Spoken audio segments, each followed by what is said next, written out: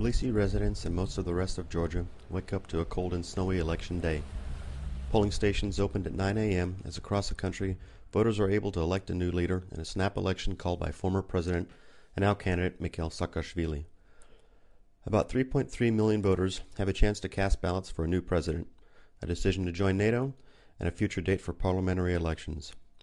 Voters from Tbilisi to Batumi step into polling stations set up in schools, universities, fire stations, health clinics, and other public non-government buildings. Saakashvili and the main opposition leader, Levan Gachicheladze, are considered front-runners, and pre-election polls show a tight race with the possibility of a runoff election if no candidate breaks the 50% threshold to win outright. The need to convince the populace and the international community, represented by foreign election observers, that Georgia can run a fair and democratic election is evident everywhere. In cold polling stations, voters step in to have their thumbs checked with a neon light to make sure they have not already voted. Domestic observers monitor every step in the voting process, from checking a name on a voter's list to when the voting documents are finally dropped into a clear ballot box.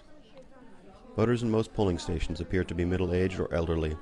A few younger people turn out, but as 23-year-old Nino Davitashvili points out, she was asked by her mom to cast a ballot, but she is not convinced it means much.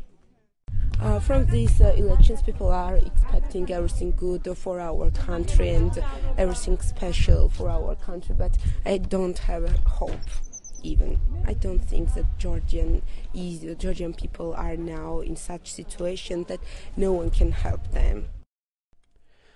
Earlier in the day, former President Saakashvili, leader of the country's Rose Revolution, arrives with his wife and 2 children at his polling station. After casting his vote, the Western-educated 40-year-old is surrounded by dozens of news media awaiting his message to the voters. After a short statement, he is off again to await the results after polls close at 8 in the evening.